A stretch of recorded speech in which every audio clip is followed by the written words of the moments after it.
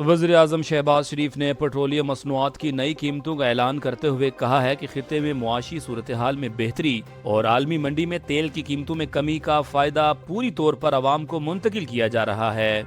उन्होंने कहा कि पेट्रोल की फी लीटर कीमत में 74 रुपए जबकि डीजल की कीमत में 67 रुपए कमी की गई है। नए निरखों के मुताबिक पेट्रोल 373.78 रुपए से कम होकर 299.78 रुपए और डीजल 378.78 रुपए से कम होकर 311.78 रुपए फी लीटर हो गया है। वज़ीर आज़म ने कहा कि हुकूमत ने जो वादा कौम से किया था वो पूरा किया जा रहा है। उन्होंने अवाम की मुश्किलात को तस्लीम करते हुए उनके सब्र व तहम्मुल को सराहा। वज़ीर आज़म के मुताबिक मुश्किल हालात में अवाम ने हुकूमत का साथ दिया जिस पर वो मशकूर हैं। उन्होंने कहा कि इस बहरान के आगाज से ही वसाइल के अंदर रहते हुए रिलीफ देने की कोशिश की गई। हुकूमत ने कफायत शारी और तरक्याती बजट की बचत से 129 अरब रुपए अवामी रिलीफ के लिए इस्तेमाल किए। वज़ीर आज़म ने कहा कि ये इक़दामात अवाम को महंगाई के दबाव से मुमकिना हद तक रिलीफ देने के लिए किए गए हैं। ईरान ने खबरदार किया है कि अगर इसराइल ने जंग बंदी मुआहदे की खिलाफ वर्जी की तो वो सख्त और तबाहकुन जवाब देने से गुरेज नहीं करेगा। ये बयान ईरानी पार्लिमान के स्पीकर और चीफ मुज़ाकरातकार मोहम्मद बाकिर गलियाबाफ ने सोशल मीडिया प्लेटफॉर्म एक्स पर जारी किया। उन्होंने कहा कि वो रहबर आला की हिदायत के पाबंद हैं और मुआहदे पर मुकम्मल अमल दरामद यकीनी बनाया जाएगा। गलियाबाफ के मुताबिक अगर कोई फ्रीक मुआहदे से इनहिराफ करे या इजाफी शराइत आयद करे तो ईरान भरपूर रद्द अमल देगा। उन्होंने कहा कि ईरान पहले भी अपनी ताकत का मुजाहिरा कर चुका है। उनका कहना था कि दोबारा जारहियत की सूरत में पहले से ज्यादा सख्त जवाब दिया जाएगा। ये बयान ऐसे वक्त में आया है जब ईरान और अमेरिका के दरमियान मुफाहमती मुआहदे की तौसीक हुई है। लबनान के जनूबी इलाके कफर तबनीत में हिजबुल्लाह के जवाबी हमले में इसराइली फौज का एक टैंकर तबाह हो गया, जिसके नतीजे में बटालियन कमांडर समेत 4 फौजी एहलकार हलाक हो गए।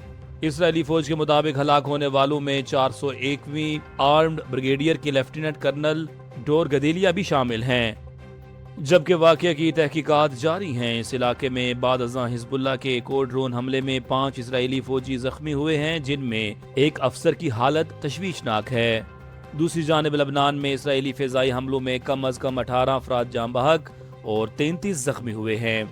इसराइली फौज ने हिजबुल्लाह के 80 से ज़ायद अहदाफ को निशाना बनाने का दावा किया है, जबकि हिजबुल्लाह ने दिफा जारी रखने का ऐलान किया है।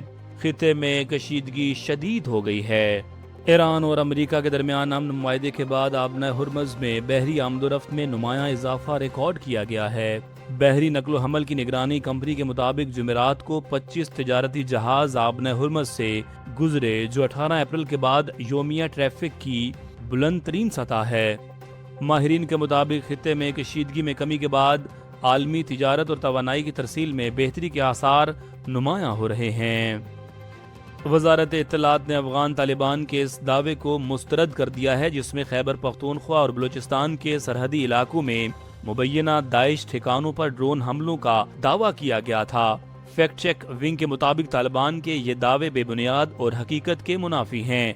वजारत इत्तलात का कहना है कि दहशतगर्द तंजीमों के ठिकाने अफगान तालिबान के ज़ेरे कंट्रोल इलाकों में मौजूद हैं और ऐसे बयानात का मकसद खित्ते में दहशतगर्दी की सरपरस्ती से तवज्जो हटाना है। बयान में मजीद कहा गया कि एक अफगान ड्रोन पाकिस्तानी फ़िज़ाई हदूद में दाखिल हुआ, जिसे पाकिस्तान के फ़िज़ाई दिफाई निज़ाम ने फौरी तौर पर नकारा बना दिया। मुल्क में हफ्तावार महंगाई की शरह में 0.46% इजाफा रिकॉर्ड किया गया है, जबकि सालाना महंगाई 15.28% तक पहुँच गई है। इदारा शुमारियात की रिपोर्ट के मुताबिक एक हफ्ते के दौरान 25 अशियाए ज़रूरिया महंगी, 11 सस्ती और 15 की कीमतें मुस्तहकम रही। टमाटर, आलू, चिकन, दूध, दही, मटन और अंडों की कीमतों में इजाफा देखा गया, जबकि प्याज, लहसुन, केले, पेट्रोल, डीजल, दालों और आटे की कीमतों में कमी रिकॉर्ड की गई। रिपोर्ट के मुताबिक टमाटर की कीमत में सबसे ज्यादा 16.65% इजाफा हुआ। वज़ीर आज़म शहबाज शरीफ ने कौमी असम्बली में कहा कि हुकूमत ने अवाम से वादा किया था कि तेल की कीमतों में कमी का फायदा वापस दिया जाएगा और आज पेट्रोलियम मसनूआत की कीमतों में खातिर ख्वाह कमी का ऐलान किया जाएगा। उन्होंने कहा कि आलमी मंडी में तेल की कीमतें मुसलसल नीचे आ रही हैं, जिसका फायदा अवाम को मिलेगा। وزیر اعظم کے مطابق پاکستان کا عالمی سطح پر وقار بلند ہوا ہے اور ایران کے صدر نے بھی پاکستان کا شکریہ ادا کیا ہے۔ انہوں نے کہا کہ خطے میں حالیہ کشیدگی کے بعد اب معاشی بہتری کے آثار ہیں اور دونوں ممالک کے تعلقات مزید مضبوط ہوں گے۔ شہباز شریف نے قومی وحدت پر زور دیتے ہوئے تمام سیاسی قیادت اور اداروں کے کردار کو سراہا۔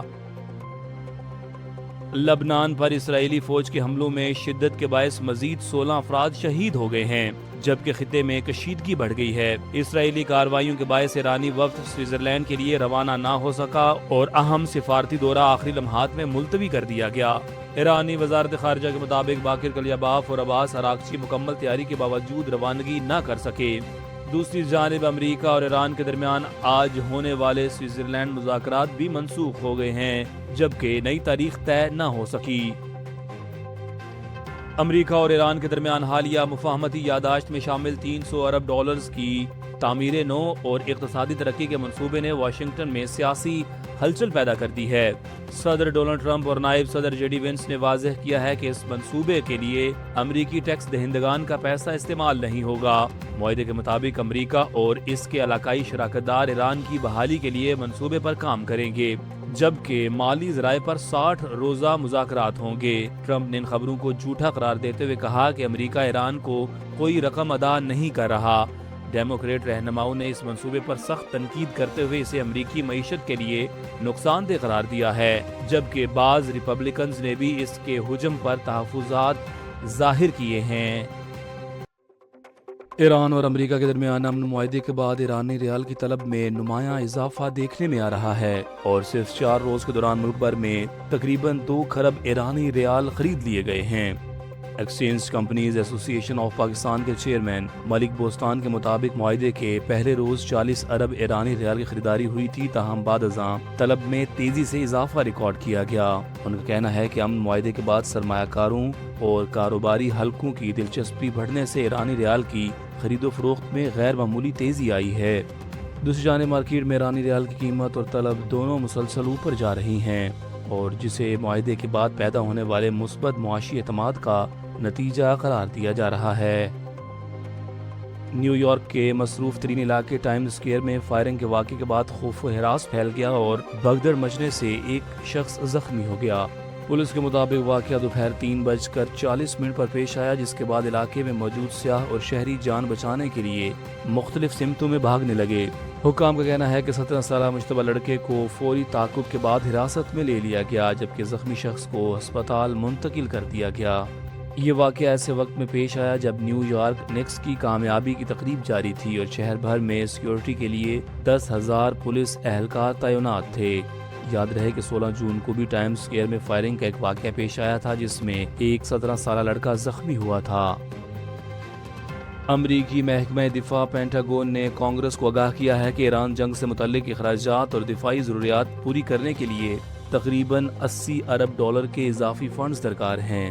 میڈیا رپورٹس کے مطابق نائب وزیر دفاع سٹیفن فائنبرگ نے قانون سازوں کو بتایا کہ جنگی کارروائیوں، فوجی تعیناتیوں، اسلحہ و گولہ بارود کی دوبارہ خریداری اور دفاعی تیاریوں کے باعث مالی ضروریات میں نمایاں اضافہ ہوا ہے۔ ذرائع کے مطابق جدید ہتھیاروں اور میزائل نظاموں کے ذخائر بھی کم ہو چکے ہیں، جن کی فوری بحالی ضروری سمجھی جا رہی ہے۔ رپورٹ کے مطابق اپریل میں جنگی لاگت کا ابتدائی تخمینہ 25 ارب ڈالر تھا، تاہم بعد ازاں اخراجات میں مزید اضافے کی نشاندہی کی گئی۔ کانگریس میں اس معاملے پر بحث جاری ہے، جہاں بعض ارکان مزید وضاحت کا مطالبہ کر رہے ہیں، جبکہ دیگر قومی سلامتی کے پیش نظر اضافی فنڈز کی حمایت کر رہے ہیں۔ ایران کے سپریم لیڈر مجتبیٰ خامنہئی نے امریکہ کے ساتھ مفاہمتی یادداشت پر دستخط کے بعد واضح کیا ہے کہ مستقبل میں براہ راست مذاکرات کا ہرگز یہ مطلب نہیں ہوگا کہ ایران اپنے قومی موقف یا اصولوں سے دستبردار ہو جائے گا۔